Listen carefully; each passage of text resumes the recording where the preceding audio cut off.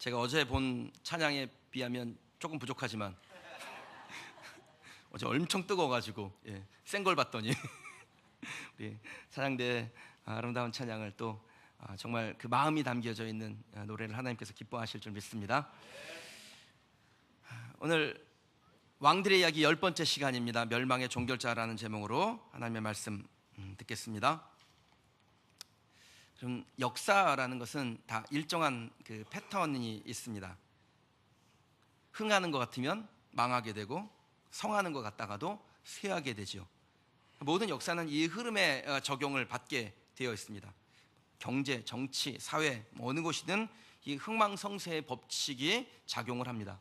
개인의 삶도 역시 마찬가지죠. 한 개인도 흥하는 것 같다가 망하기도 하고 또 성하는 것 같다가 쇠하기도 합니다. AD 180년경에요. 유럽의 그 패권 국가는 로마였습니다. 근데 이 로마에게도 정말 가시와 같은 그런 한 나라가 있었는데 여러분도 들어서 아시죠? 한니발이라는 장군이 이끄는 카르타고라는 나라였습니다.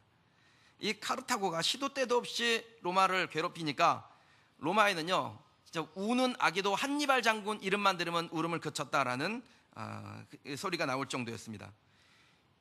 카르타고는 해군력이 강한 국가였는데 해군력이 강하니까 모든 지중해의 해상무역을 독점하다시피 하고 거기서 엄청난 부를 얻게 됩니다. 로마와 포에니 전쟁을 하는 중에도 이 카르타고가 한번 부를 맛보니까 그 부에서 빠져나오질 못해요. 지금 전쟁이 일어나서 나라에 운명이 달렸는데 카르타고의 그 무역선들에서 공물을 내리질 못했습니다. 모든 배가 나가서 전쟁에 참여해도 시원찮을 판에 곡물을 실은 배가 계속해서 무역을 해야 되니까 돈을 벌어야 되니까 돈 버는 맛이 빠지니까 전쟁할 생각은 안 하고 돈 벌 생각만 하는 거예요. 결국에 스키피오 장군이 이끄는 로마군에게 이 카르타고가 점령되고 역사의 뒷길로 사라져 버렸습니다. 얼마나 이 카르타고에게 시달렸는지 로마의 정치가들이 카르타고를 불태워버리기로 결정을 했습니다. 근데 정작 갖은 고생을 하면서 이 카르타고를 점령했던 스키피오 장군이 끝까지 카르타고를 불태우는 것을 반대했다는 것입니다. 스키피오 장군은요 불타오르는 카르타고를 보면서 눈물을 흘렸다라고 전해지고 있습니다. 그러니까 그가 운 이유는 카르타고의 시민들이 불쌍해서가 아니라 로마의 앞날이 걱정이 돼서 울었다라는 거예요. 지금까지는 카르타고라는 이 가시와 같은 나라가 있어서 로마가 타락하지 않냐고 더 강인하게 섰는데 카르타고가 불타 없어지면 로마도 언젠가 이 카르타고처럼 타락하게 될 것이고 그리고 결국 사람들은 불타오르는 로마를 보게 될 것이다. 이런 생각에 이 앞날이 걱정되어 눈물을 흘렸다라는 것입니다. 스키피오 장군이 생각한 것은 날카로운 긴장감을 유지하지 않으면 타락하게 되고 타락한 국가나 사람이나 공동체는 결국 역사의 흥망성쇠의 법칙을 벗어나지 못하게 된다는 것을 알았던 것이죠. 그럼 유다도 역사의 흥망성쇠의 법칙을 그대로 적용합니다. 오늘 우리가 왕들의 이야기 10번째 시간을 듣는데 이 왕들의 이야기를 지금 풀어가면서 한 주는 그래도 하나님께 최선을 다하는 왕을 만나게 되고 또 한 주는 하나님과 담벼락을 쌓은 듯 살아가는 왕을 만나지요. 일부러 그런 것이 아니라 유다의 역사가 그렇게 성과 세를, 흥과 망을 반복해 왔다라는 겁니다. 우시야 왕이 하나님을 무시하고 경멸함으로 문득병에 걸려서 그 왕자에서 쫓겨납니다. 그의 아들 요담이 짧게지만 정직하게 살려고 애를 썼어요. 그 다음에 왕인 아하스가 우리가 말씀 가운데서 이미 한번 들었죠. 최초로 흰놈의 아들 골짜기에서 자기의 자식으로 제사를 드리는 몰렉 제사를 지내는 그러한 패역한 우상 숭배자로 삽니다. 근데 그의 아들인 히스기야는 또 이사야 선지자와 함께 예루살렘의 유다의 영적 개혁을 이끌어냅니다. 오늘 우리가 살펴보게 될 므낫세, 히스기야의 아들이에요. 근데 이 므낫세는 유다 멸망에 결정적인 역할을 합니다. 다음 주에 한번 살펴보실 건데 이 므낫세의 아들이 누구냐면 요시아라는 왕입니다. 하나님께서 이스라엘과 유다가 나누어질 때 이미 예언하셨던 왕이죠. 근데 그 요시아 왕이 또 이 므낫세의 아들로 태어나서 유다를 개혁하려고 회복시키려고 무진 애를 씁니다. 전 역사를 보면요 성과 세를 반복하고 있다는 것을 우리가 알 수 있죠. 만약에 성과 세의 이유를 알고 계속해서 성하는 선택을 하게 된다면 그럼 어떻게 될까요? 흥으로 가게 될 겁니다. 부흥하게 될 거예요. 쇠하는 길을 선택하게 되면 어떻게 됩니까? 결국 언젠가는 망하게 될 겁니다. 개인의 삶도 역시 마찬가지죠. 우리의 삶에 어떻게 하면 성하게 될지를 살펴서 그 성하는 길을 계속해서 가면은 그러면 우리의 삶은 부흥하게 될 겁니다. 가정이 부흥하고 여러분의 삶이 부흥하고 우리의 자녀들이 부흥의 길을 발견하게 되겠죠. 그런데 쇠하는 길을 계속해서 가면요, 하나님이 그만했는데 멈추지 않고 쇠하는 길을 계속해서 가면 어떤 일이 일어납니까? 결국엔 하나님의 버림을 받고 망하게 되는 것입니다. 오늘 우리가 이스라엘 나라의 역사에 특히 하나님의 주권적인 개입이 있었던 한 부분을 관심을 갖고 살펴보는 이유가 바로 그것이죠. 저나 여러분이 성하기를 원해요. 그럼 여러분 성하는 성도가 되길 주님의 이름으로 축원합니다. 누가 쇠하기를 원하겠습니까? 우리 자녀들이 잘 되기를 원하고 내 사업장도 잘 되기를 원하고 우리 교회가 잘 되는 교회가 되기를 원하는 것이 저와 여러분들의 마음이죠. 근데 원한다고 저절로 되는 것은 아닙니다. 성하는 사람, 잘 되는 공동체는 다 그 이유가 있고 안 되는 사람, 안 되는 공동체도 다 그 이유가 있는 것입니다. 역사는 우리에게 반면교사를 가르쳐줍니다. 반면교사란 거꾸로 반, 얼굴면, 가르칠 교, 스승사, 잘못된 것으로부터 배워서 옳은 길을 찾아 자기의 삶을 온전케 하는 것, 그것이 바로 반면교사죠. 1960년대 문화대혁명을 일으켰던 중국 공산당의 창설자 마오쩌둥이 처음으로 사용했던 말입니다. 부정을 통해서 배워 긍정적으로 자신을 혁명하고 개선하는 것, 이게 반면교사예요. 저도 이승복 어린이처럼 공산당이 싫습니다. 그런데 공산당에게서도 배울 수 있는 것은 배워야겠죠. 마오쩌둥이 중국의 기틀을 잡을 수 있었던 것은 반면교사를 잘했기 때문이에요.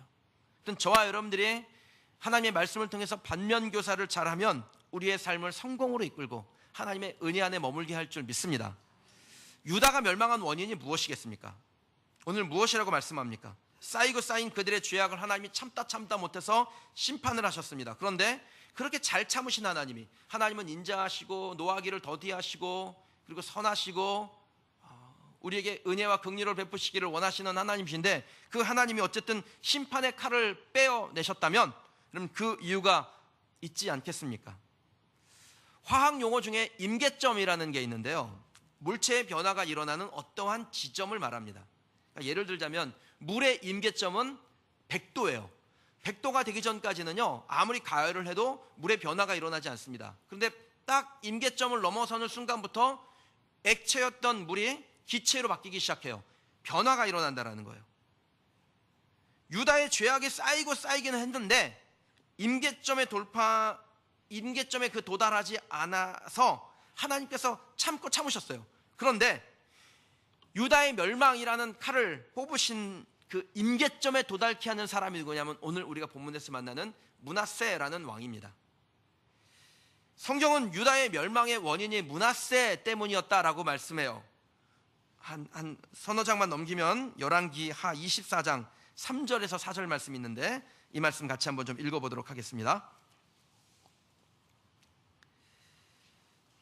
함께 읽죠? 이 일이 유다에 임함은 곧 여호와의 말씀대로 그들을 자기 앞에서 물리치고자 하심이니 이는 므낫세의 지은 모든 죄 때문이며 또 그가 무죄한 자의 피를 흘려 그의 피가 예루살렘에 가득하게 하였음이라. 여호와께서 사하시기를 즐겨하지 아니하시니라. 아멘.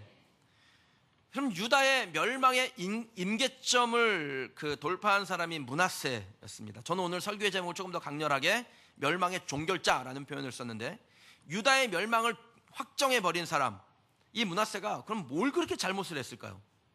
유다의 전 역사를 통해서요 가장 우상 숭배에 몰두했던 왕은 아하스였습니다. 우리가 말씀 배웠죠.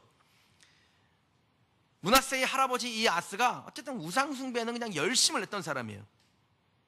자기 자식을 최초로 몰렉에게 제사를 지내는 왕이었고 하나님의 징벌을 여러 차례 받아서 정말 여러 차례 혼을 났습니다.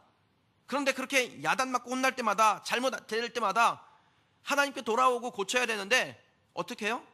더 나쁜 선택을 하는 거예요. 그래서 하나님께서 이 아하스를 징벌하셔서 그 왕의 자리에서 내리십니다. 숱한 외적의 침략을 제대로 방어하지도 못해서 나라를 엉망으로 만들었어요. 심지어는 왕실의 묘에 묻히지도 못했습니다. 영적인 평가도 안 좋았고 현실적인 평가도 안 좋았던 사람이라는 거예요. 그런데 이 죄악 덩어리인 아하스의 죄 때문에 유다가 멸망하지 아니하고 오늘 본문에서 만난 이 므낫세 때문에 예루살렘과 유다가 멸망했다라고 성경이 말씀하고 있다는 거예요. 그 이유가 뭐겠습니까? 왜 므낫세였을까요? 하나님이 므낫세의 죄로 인하여 유다를 버리셨고 이스라엘 백성들이 이제 바벨론 포로 70년의 이 포로 생활을 하게 되는데 므낫세의 죄 때문이라는 거예요.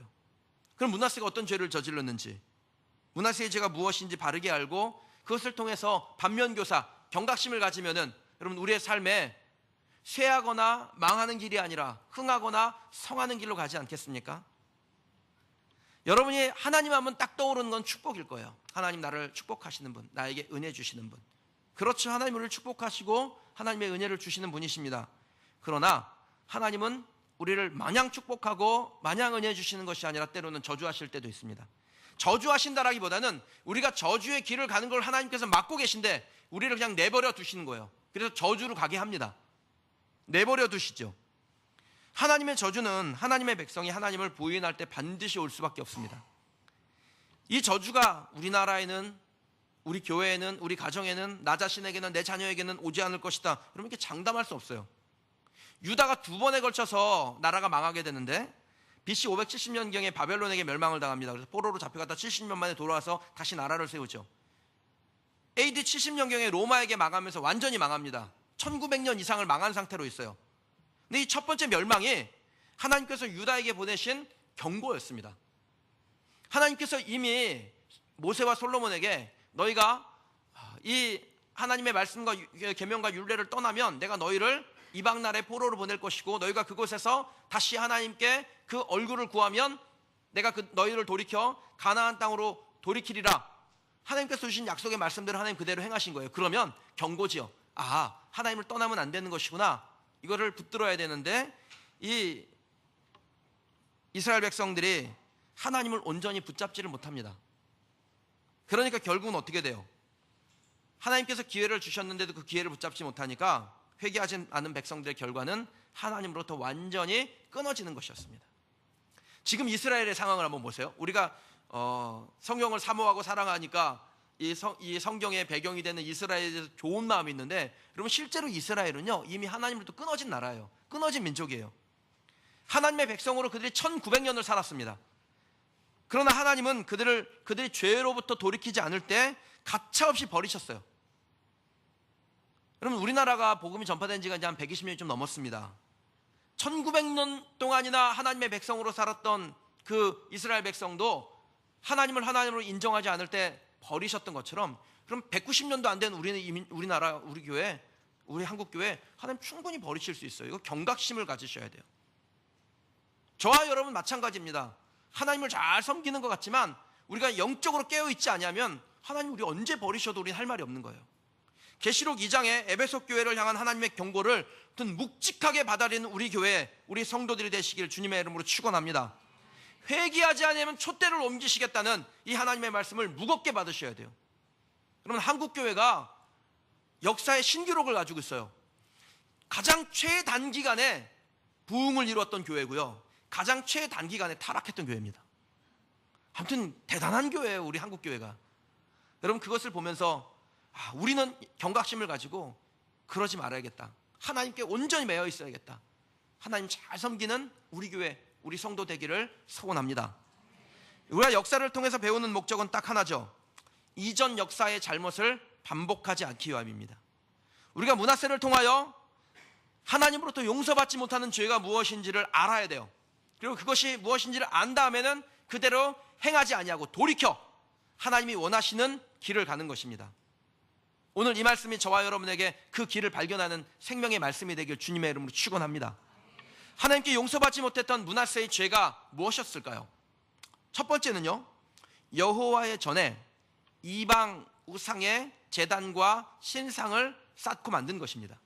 4절, 5절 말씀인데 함께 읽어보겠습니다. 여호와께서 전에 이르시기를 내가 내 이름을 예루살렘에 두리라 하신 여호와의 성전에 제단들을 쌓고 또 여호와의 성전 두 마당에 하늘의 1월 성신을 위하여 제단들을 쌓고, 여기에 하나님의 성전이라는 말씀이 계속해서 나오죠. 오늘 우리가 읽은 본문 안에 하나님의 성전이라는 말이 계속해서 나와요. 그러니까 하나님께서 어떤 의도가 있으신 거예요. 그 하나님의 성전에 므낫세가 무슨 일을 했는지를 지금 설명하는 것입니다. 우상 숭배에 몰두했던 왕은요, 이전에도 많았어요. 하나님 외에 다른 신을 섬기는 일에 더 열심히 냈던 왕도 많았습니다. 아하스의 경우는 정말 최초로 자기의 자식을 몰렉에게 제사 지내는 그런 죄를 짓기도 했습니다. 그런데 왜 하나님께서 아하스의 죄가 아니라 므낫세의 죄 때문에 유다를 멸망하게 내버려 두셨다라고 말씀할까요? 하나님이 보실 때 아하스의 죄보다 므낫세의 죄가 더 무겁게 보신 것입니다. 므낫세의 범죄는 하나님 나라의 파괴였습니다. 이게 엄청난 죄악이에요. 열왕기상 9장 3절에 내 이름을 예루살렘에 영원히 두리라, 하나님께서 솔로몬의 성전을 세우면서 하신 약속의 말씀이에요. 내가 이 성전에 있겠다라는 거예요. 그 성전의 영광 가운데 임하겠다라는 것입니다. 그것이 하나님의 선언이었습니다. 그런데 므낫세는 그 하나님의 선언을 파괴합니다. 므낫세로 인해서 이방 신상이 그 성전 안에 세워지고 제단이 쌓아짐으로 인해서 하나님이 더 이상 그곳에 머물 수 없게 만들어버린 것입니다. 이스라엘 백성들은 성전을 기초로 하는 민족이에요. 그러니까 제사장 민족이에요. 그래서 성전이 없으면 이스라엘 백성들은 존재 가치가 없습니다. 하나님의 백성이 아닌 것입니다. 애굽에서 그들이 나와서 가나안으로 가는 과정 가운데 하나님께서 그들에게 성막을 주세요. 그리고 그 성막을 통해서 이스라엘 백성들을 하나님의 백성이라고 칭하십니다. 그 성막에 하나님께서 임재하시면서 하나님의 통치가 나타나는 거예요. 그곳을 통해서 계시하셔요. 바벨론 포로로 잡혀갔다 돌아왔을 때 이스라엘 백성들이요, 당장 성전 짓기를 싫어했습니다. 경제적인 문제도 있죠. 외적이 언제 침입할지도 모르죠. 여러 가지 급한 일이 있으니까 뒤로 미루고 있을 때 하나님의 학개 선지자를 통해서 하신 말씀이 있습니다. 너희가 산에 올라가서 나무를 해다가 성전을 지으라. 내가 영광 가운데 이곳에 임하리라. 하나님이 원하시는 것은 뭐 잘 지어진 완벽한 집으로 벽돌로 만들어진 집이 아닙니다. 하나님이 원하시는 것은 우리의 심령에 예수 그리스도가 있고 하나님의 영이 존재하시는, 하나님의 영광이 임할 수 있는, 하나님의 통치가 나타나는 그 하나님의 성전이 만들어지는 것입니다. 그곳에서 하나님께서 기뻐하신다고 그러셨어요.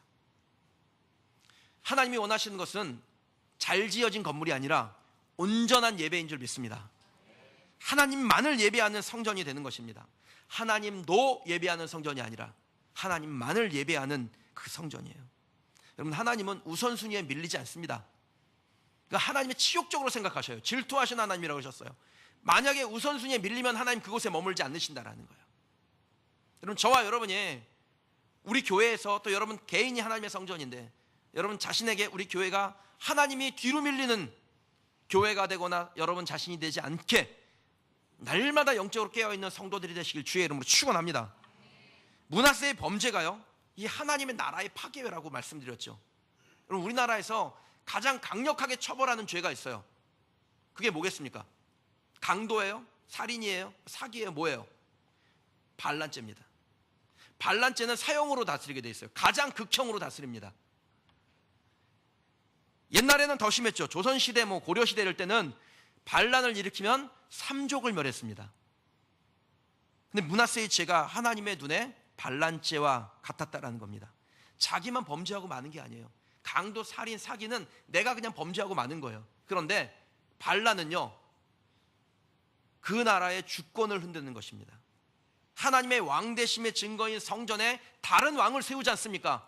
아세라를 세우고 바알을 세우고 다른 이방 신상을 세우고 제단을 세우고 하나님의 집에 다른 주인을 섬길 때, 세울 때 하나님께서 그것을 뭐로 여기시겠어요? 영적인 반란으로 여기시는 겁니다. 그것이 바로 므낫세의 죄였어요. 하나님께서 사하시기를 즐겨하지 아니하셨습니다. 그럼 지금은 교회가 성전의 기능을 대신하고 있습니다. 하나님께서 교회를 통해서 계시하시고 은혜를 주시고 하나님과의 친밀한 교제를 만들어 가시죠. 근데 고의로 교회를 교회답게 하지 않는 행위를 할 때, 그 안에 우상을 만들면 하나님께서 어떻게 하시겠습니까? 간단합니다. 문 닫아 버리면 돼요. 하나님이 주인이 아닌 교회는 하나님께서 문 닫아 버립니다. 제명해 버립니다. 간혹 어떤 교회들 보면은 목사님이 우상이 되는 경우가 있어요. 어떤 교회, 어떤 그냥 힘 있는 사람들이 그 교회를 좌지우지하는 사람이 있어요. 여러분, 그게 바로 하나님 대신에 바알이나 아세라를 세운 것과 똑같죠. 그럴 때 하나님께서 그 교회를 제명하신다라는 거예요. 문 닫게 하셔요. 여러분, 우리는 항상 질문하셔야 됩니다. 자기 자신에게도 질문하고, 교회는 우리 교회를 향하여 질문해야 돼요. 우리 교회의 왕은 누군지, 나의 왕은 누군지, 하나님인지 아니면 바알이나 아세라나, 지금은 재물이 그런 것을 대신하는 시대인데, 그 재물이 혹은 교회의 명성이, 우리 교회의 전통이, 우리 교회는 2년 반밖에 안 돼가지고 전통도 없는데 아무튼 앞으로 세워지면 그것이 하나님을 대신하게 될 건지, 여러분 항상 질문하셔야 돼요. 고린도전서 3장 16절에 하나님께서 우리를 향하여 우리의 육체가 하나님의 성전이라 그러셨습니다. 너희는 너희가 하나님의 성전인 것과 하나님의 성령이 너희 안에 계신 것을 알지 못하느냐. 우리가 하나님의 성전이고 우리 안에 성령이 계세요. 성령이 우리 안에 계시다는 건 성령이 우리의 통치자시라는 겁니다. 그런데 그 성령님을 몰아내고 그곳에 다른 우상을 세우면, 자녀가 우상이 되고 돈이 우상이 되고 내 명예가 우상이 되고 내 자아실현이 우상이 되고 그런 것들을 세워나가면, 여러분 하나님께서 어떻게 하실까요? 간혹 우리가 약함으로 하나님의 성전을 온전하게 보존하지 못할 때도 있습니다. 그런데 그것이 반복이 되면 그것을 보고 뭐라 그러냐면 고의라 그래요. 그러니까 실수를 자꾸 반복하지 않습니까? 그럼 그건 고의인 거예요. 고의로 하나님의 성전을 파괴하는 게 이어지면 하나님께서 기다리다 임계점을 넘는 순간에 그 사람의 문을 닫습니다. 경제의 문을 닫든 건강의 문을 닫든 아예 데려가시든 아무튼 문을 닫아버리세요. 사랑하는 여러분, 문 닫힌 다음에 후회하지 말고 문 열려 있을 때 하나님께서 계속해서 축복의 말씀을 주시고 문을 열라고 하실 때 문을 활짝 열고 하나님을 내 주인으로, 우리 교회의 주인으로, 우리 공동체의 주인으로, 가정의 주인으로, 일터의 주인으로 삼아 그 하나님과 동행하며 하나님의 축복의 통로가 되는 저와 여러분이 되시길 주님의 이름으로 축원합니다. 하나님께 용서받지 못했던 이 므낫세의 죄가 어떤 것이었을까요? 두 번째는요, 직접 우상을 만드는 죄를 저지른 것이었습니다. 7절 말씀 함께 보겠습니다. 같이 읽어보시죠.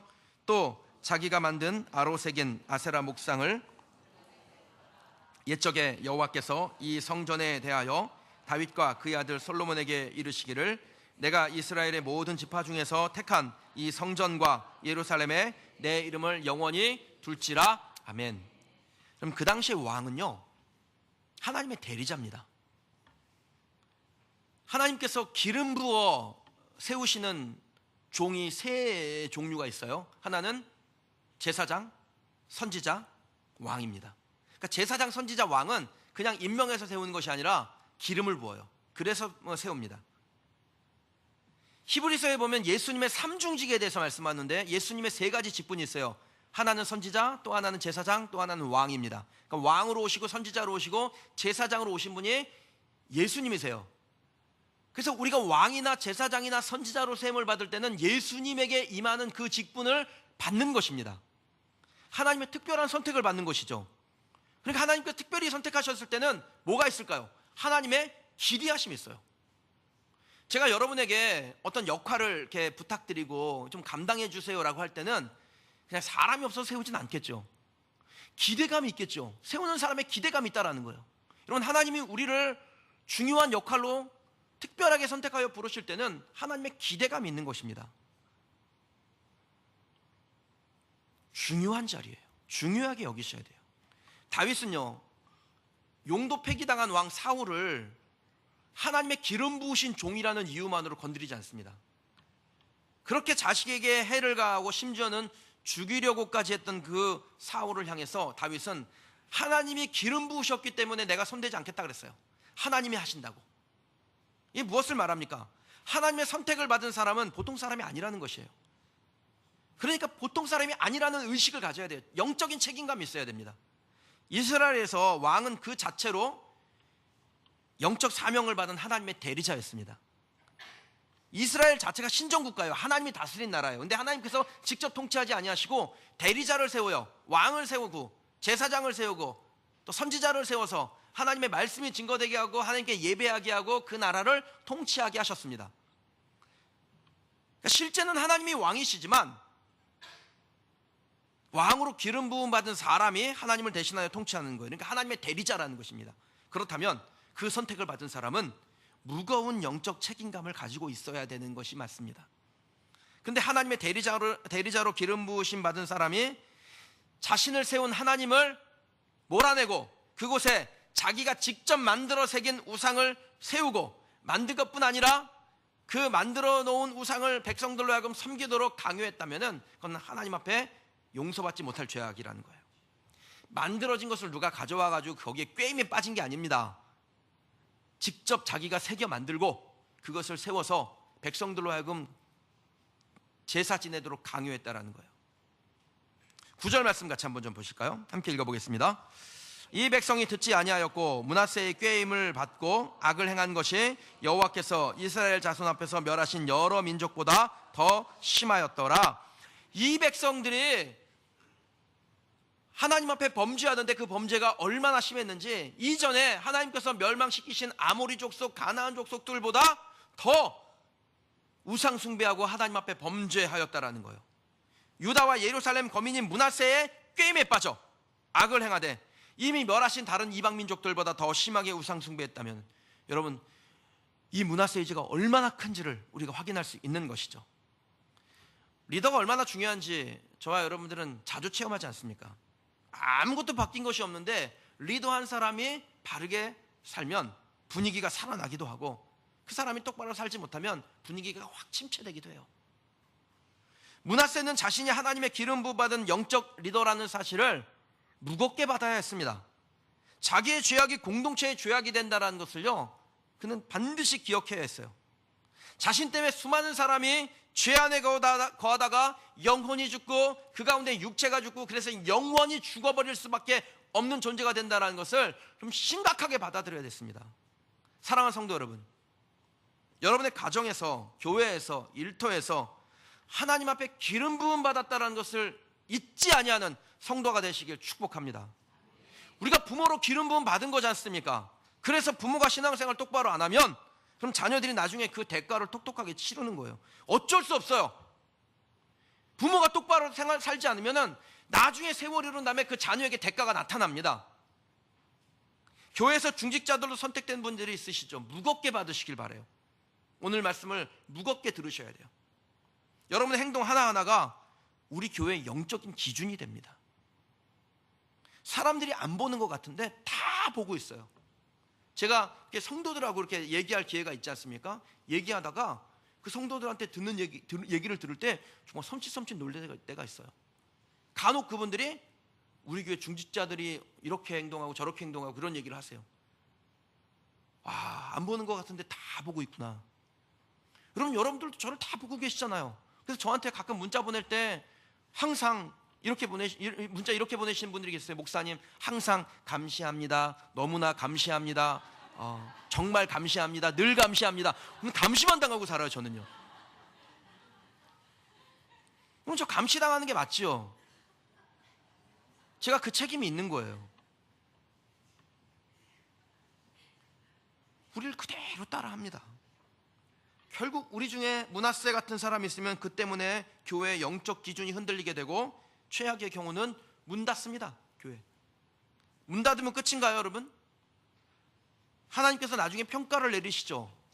므낫세를 향하여 므낫세의 죄로 인하여 유다가 멸망하게 되었다는 기록을 남기셨던 것처럼, 그럼 제가 므낫세의 죄를 범하면 하나님께서 우리 교회 문 닫으실 때 문 닫고 마는 것이 아니라 기록을 남기신다라는 거예요. 조성희 목사 때문에 그린시티 교회에 문을 닫았다고. 반대로 우리 중에 히스기야 같은 중직자, 요시야 같은 리더들이 있으면 그가 교회의 영적 기준을 세울 것이고 사람들은 그 기준을 따라 살게 되면 결국은 부흥하는 가정, 부흥하는 교회, 부흥하는 일터 만들게 될 줄 믿습니다. 하여튼 어디서든지 선을 행함으로 하나님의 기름 부음 받은 자답게 살아가는 저와 여러분 되어 자신도 살고 남도 살리는 우리 성도들이 되시기를 주님의 이름으로 축원합니다. 하나님께 용서받지 못했던 므낫세의 죄가 또 있습니다. 세 번째 죄입니다. 무죄한 자의 피를 흘려 예루살렘에 가득하게 한 죄를 이 므낫세가 저지릅니다. 열왕기하 24장 3절에서 4절, 우리가 말씀 중에 잠시 읽었던 말씀인데 한 번 더 읽어보시죠. 읽겠습니다. 이 일이 유다의 임함은 자기 앞에서 물리치고자 하심이니 이는 므낫세의 지은 모든 죄 때문이며 또 그가 무죄한 자의 피를 흘려 그의 피가 예루살렘에 가득하게 하였음이라. 여호와께서 사하시기를 즐겨하지 아니하시니라. 아멘. 므낫세가 행한 죄가 무엇입니까? 무죄한 자의 피를 흘리게 하는 것이었습니다. 여기서 이 무죄한 자란 그 원어적 의미를 살펴보면요, 언행이 청결한 자라는 뜻입니다. 근데 그 당시에 시대적 상황으로요, 언행이 청결한 사람이 누구겠어요? 선지자이죠, 선지자. 언행이 청결한 사람은 선지자입니다. 선지자에겐 두 가지의 임무가 있는데, 첫째는 바른 말을 하는 겁니다. 상황이 어떻든 환경이 어떻든 그 사람이 누군가 간에 바른 말을 해야 돼요. 하나님의 말씀을 가감없이 전하는 것이 선지자의 일입니다. 혹시 좋은 말이 아니면 듣고서 기분 나쁠 수가 있어요. 그래서 원수 갚을 수도 있죠. 그런데 그 원수 갚을 수도 있는 그 위협을 뛰어넘어 좋은 말을 이 바른 말을 하는 거예요. 하나님의 말씀을 전하는 것입니다. 그것이 선지자의 책무였습니다. 둘째는 바른 행동을 하는 거예요. 선지자는 하나님의 뜻에 따라 순종하고 그 행동을 합니다. 바른 행동. 그것이 자기에게 피해를 줄 수 있더라도 선지자는 그렇게 살아야 했습니다. 그래서 선지자가 시대를 잘 만나면요, 행복한 거고, 시대를 잘못 만나면 불행하게 사는 거예요. 다윗의 시대의 선지자는 나단이었습니다. 그거 얼마나 행복해요. 가서 하나님의 말씀만 증거하면 다윗이 주여 종이 듣겠나이다, 말씀대로 하나님 앞에 회개하고 하나님께 돌아오겠나이다. 그리고 그의 말씀대로, 하나님 주신 생명의 말씀대로 왕이 살아요. 하나님의 대리자가 그렇게 살아요. 그러니까 나라가 하나님 복을 얻지요. 그런데 예레미야 같은 선지자는요, 시대를 정말 잘못하고 태어났지요. 그래서 예레미야는 별명이 눈물의 선지자예요. 언행을 청결하게 했더니 눈물 흘릴 일만 생기는 거예요. 선지자의 피할 수 없는 운명입니다. 근데 이 므낫세는 무죄한 자, 언행이 청결한 자, 하나님의 선지자를 죽여서 그들의 피로 예루살렘을 가득하게 채우는 죄악을 저질렀다 그랬어요. 여러분, 므낫세의 아버지가 히스기야입니다. 히스기야 시대에 전 유다의 역사를 통틀어서 가장 위대했던 선지자가 그 시대에 살았어요. 이사야 선지자가. 므낫세가 12살에 왕이 되는데, 므낫세가 왕이 됐을 때 이사야의 기록이 사라집니다. 여러분, 이사야가 어떻게 됐겠어요? 므낫세가 왕이 될 때 이사야가 죽었을까요? 여러분, 이사야가 그때 살아있죠. 살아있는 이사야가 하나님의 말씀을 증거했겠죠. 유대문서의 기록에 의하면 이사야는 므낫세가 지켜보는 가운데 톱으로 쓸려서 죽임을 당했다라고 전해지고 있습니다. 히브리서 17장 37절에 보면 하나님의 나라를 위해서 톱으로 쓸림받은 자의 이야기가 나오는데, 그게 바로 이사야의 이야기죠. 여러분 중에 쓴소리 듣는 게 힘든 분이 계세요? 잘 듣는 마음 달라고 기도하시기 바랍니다. 어떤 분들은 설교 듣고 난 다음에 목사님이 설교로 나를 좀 까시는 것 같은데, 그렇게 생각하시는 분이 있어요. 물론 우리 교회는 그런 분이 안 계셔요. 그런데 교회들마다 그런 분이 있대요. 한두 명 있대요. 우리도 어쩌면 있는지 모르겠어요. 여러분, 그렇게 들었다면, 목사님이 설교로 나를 좀 까는 것 같은데, 그렇게 들었다면 잘 들으신 거예요. 제대로 들은 거죠. 내 약간 죄가 뭔지, 문제가 뭔지를 지금 정확하게 파악은 한 거잖아요. 그런데 아는 것에서 멈춰서면 안 됩니다. 그 다음에 우리는 두 가지 선택 중에 하나를 하게 돼요. 그걸 도구로 쓸 건지 약으로 쓸 건지 본인 선택이에요. 도구로 써가지고 그 분을 못 이겨가지고 어떻게든지 내가 원수 갚아야지, 목사님은 말씀대로 하나 보자, 눈에 불을 켜고 쳐다보는 거, 그게 아니라 내가 하나님께서 주신 이 말씀이니까 이 말씀대로 좀 변화되어야겠구나, 나 자신을 바꿔야겠구나, 그렇게 약으로 쓰면, 고쳐 회복하면 축복의 길로 가는 것입니다. 솔로몬이 하나님께 사랑받았을 때요, 그에게는 듣는 마음이 있었습니다. 그 듣는 마음을 가지고 하나님께 구할 때 하나님께서 그것을 마음에 들어 하셨어요. 솔로몬이 이것을, 듣는 마음을 구함에 그 말씀이 주의 마음에 든지라. 사랑하는 여러분, 주님의 마음에 쏙 드는 여러분 되시길 바랍니다. 뭘 하면 하나님의 마음에 쏙 드는 사람이 되세요. 저도 우리 성도들 볼 때 마음에 쏙 드는 사람이 있을까요, 없을까요? 마음에 그럼 쏙 안 드는 사람이 있을까요, 없을까요? 없습니다. 지금 현재 스코어는 다 마음에 들어요. 근데 여러분, 그 마음에 드는 분들이 되세요. 여러분들이 셀리더의 마음에 드는 분들이 되세요. 셀리더는 성도들의, 우리 셀 안에 있는 지체들의 마음에 드는 분이 되세요. 성가대 지휘자는 성가대원들에게 마음이 드는 분이 되시고, 성가대원들은 성가대 지휘자에게 마음에 드는 분이 되세요. 성가대 지휘자가 이렇게 지휘를 하면 악보 좀 그만 들여다보시고 성가대 지휘자 좀 보세요. 이건 괜히 하는 게 아닐 거 아닙니까, 이거는. 하여튼 마음에 쏙 드는 사람이 되셔야 됩니다. 저나 여러분이나 하나님의 말씀을 듣는 것을 좋아하고 하나님을 바라보는 것을 좋아하고, 그러면 하나님께서 우리를 마음에 들어하세요. 제가 물어볼까요? 성가대 지휘자님, 지휘를 열심히 하고 있는데 성가대원이 뚫어지게 책만 바라보고 있어요. 지휘자가 뭐라고 가르치고 하는데 듣질 않아. 그러면 마음에 들어야 안 들어요? 근데 우리 지휘자는 냉정해요. 지휘자가 성가대원들이 뭐라고 얘기를 하는데 그냥 열심히 들어요. 그리고 지휘를 하면 뚫어지게 쳐다보고 그냥 따라하고 막 그래요. 그럼 마음에 듭니까 안 듭니까? 그렇죠, 마음에 든대요. 여러분, 우리가 하나님에게 듣는 마음을 가지면 하나님의 마음에 듭니다. 하나님의 마음에 드는 사람 되시길 바랍니다. 저나 여러분이나 하나님의 말씀 듣는 것을 좋아하고, 그것이 때로는 우리의 입에 정말 약처럼 쓰지만 그 쓴 약을 나를 건강하게 하는, 회복해 하는, 나를 치유하는 것이라고 믿고 그것을 받아들이면 그 사람이 지혜로운 사람이에요. 지혜로운 사람이 되시길 주님의 이름으로 축원합니다. 잠언 15장 12절 말씀에 거만한 자는 견책받기를 좋아하지 아니하며 지혜 있는 자에게로 가지도 아니한다 그랬어요. 그럼 거만한 사람, 교만한 사람은요, 견책받는 거, 야단 맞는 거, 쓴소리 듣는 거 자체를 싫어해요. 그러니까 지혜 있는 자에게 가지를 않아요. 지혜 있는 사람에게 가면 쓴소리 할 테니까 아예 귀를 닫고 가지 않는 거예요. 하나님의 말씀이 들려질 때 이 말씀을 듣고 그것이 입에는 쓸지 몰라도 우리의 마음에는 달고 약으로 돼요. 그 하나님의 말씀을 듣기를 사모하는 사람에게는 하나님께서 성과 흥을 주실 줄 믿습니다. 거만은 멸망의 선봉이요 패망의 앞잡이라고 했습니다. 듣기를 싫어하는 자는 거만한 자라 그랬어요. 그럼 저와 여러분이 듣기를 좋아하고 항상 하나님 앞에 겸손하게 주여 말씀하옵소서 종이 듣겠나이다, 이 믿음의 고백을 하나님 앞에 올려드리는 성도들이 되시길 주님의 이름으로 축원합니다. 저나 여러분이나 우리 주변에 이사야 같은 사람, 예레미야 같은 사람이 있으면은 그게 큰 축복이에요. 저도 성도들을 통해서 배우는 게 있습니다. 최근에도 성도들의 삶을 보면서 배웠어요. 그래서 내가 목사인데 이분도 이렇게 헌신하는데 내가 조금 더 해야 되겠구나, 그런 마음을 가졌어요. 여러분들도 주변을 보면서 나도 이분 이 모습을 보면서 내가 정말 열심을 내야겠구나, 이 정도는 해야 되겠구나, 그렇게 듣는 마음을 가지고 하나님의 말씀대로 살 때 하나님께서 우리에게 하나님의 복을 주실 줄 믿습니다. 하나님의 말씀을 들을 때 그 말씀대로 사는 것이 복인 줄 알고 감사하며 귀를 열어 듣고 그대로 행하여 멸망의 종결자가 아니라 축복의 통로가 되는 우리 성도들이 되시기를 주님의 이름으로 축원합니다. 지금까지 잘하셨는데 앞으로도 더 잘하셔가지고 하나님의 축복의 통로가 되는 일을 감당하는 우리 성도가 되실 줄 믿습니다. 오늘 주신 말씀 놓고 함께 좀 기도하겠습니다.